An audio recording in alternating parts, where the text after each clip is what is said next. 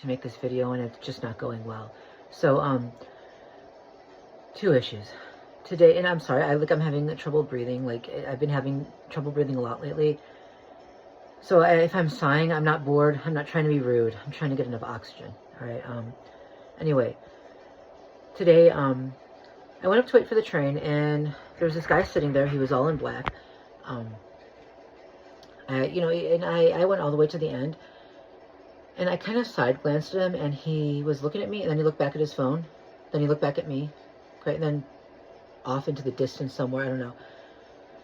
So I'm thinking, you know what, I'm not in the mood today, right? If he's one of them, and you never know, right? So I started to think about maybe just walking to the other end of the platform, since it was farther away. As soon as I thought that, he got up and walked to the other end of the platform. Yeah. Okay. Fast forward. Another guy comes up. He sits not too far from where I am. He's looking weird, wearing a goofy hat. It's just to get attention, like to get the target's attention. That's what it is. Now he's smirking and grinning at his phone. Occasionally he side glances at me, and once he looked at me directly and then looked back at his phone and started laughing again. This is meant to frighten the target, because you don't know, like, if he's involved in it, right? Who is he? Who is he talking to? And also, you know, what are they talking about? Because they will have people walk by and reference things in your life, personal things. Things you said, things you did in private, or things that someone else said to you or told you about or did that upset you or that made you happy, or something that evoked extreme emotion. You know, even in really private places like the bathroom, like if you slip or something, you'll have people walk by and mention that. So it's this really skeeving, sickening feeling where, you know, is he part of it? You know, are they looking at something they shouldn't be? You know, because it's going to be hard, something like that, for anybody. But when you already have issues with your body, it's brutal. It's like it's that claw out of your skin feeling, because you don't know.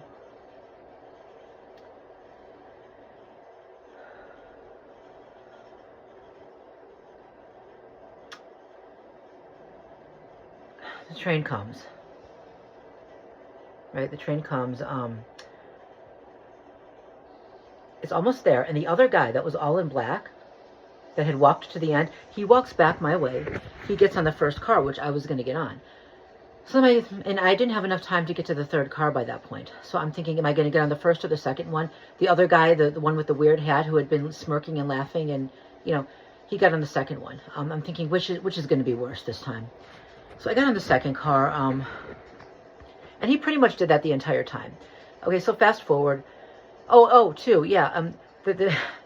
go to the second car and notice that the door that I'm trying to get into is locked. He got in on the other side, which then forced me to go to the other side and walk by him. Like, he went in first, and then I had to walk by where he was sitting, right in front of him when I got on. So that forced me to do that. Okay, fast forward. I leave. We get to where we're going. I leave the train station, right? The train gets to where we're going. I get off the train. I leave the station. I go down, right, leave. This guy's walking toward me. His jacket is a little bit open. He has his hand kind of inside his jacket, and it's really weird. Then I noticed he's got his camera, holding it right inside his jacket, facing out with the camera pointing at me. And as soon as he passed by, he took it and he put it back in his pocket. Yeah.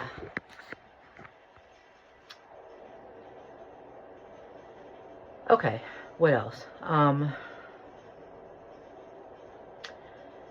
Okay, so I went to the store later. No, I didn't. Today, I went to the store. And there was this... I'm trying to keep this in order. It was another directed conversation.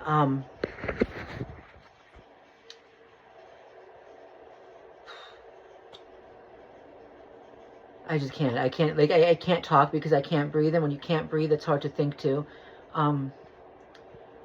Fuck. So I went to the store. I only got a few things, right? And then I get in one line, and there's two people, and the Russian guy, he's Russian. I can tell he's Russian, right? Did he speak? No. But maybe profiling is wrong. I could tell by his appearance he was Russian. Sorry if that's offensive. Anyway, he's not moving. He's got a lot of stuff, and they're barely moving. It's taking a long time. Fast forward, I get into the other line right next to that one, and there are two people in front of me. It's going very slow because they have a lot of things, and the cashier is ringing it up relatively slowly. There's a man and a woman there, right, checking out, and the woman is trying to bag everything, right? Well, the man is standing there doing nothing, and the cashier is still ringing things up slowly.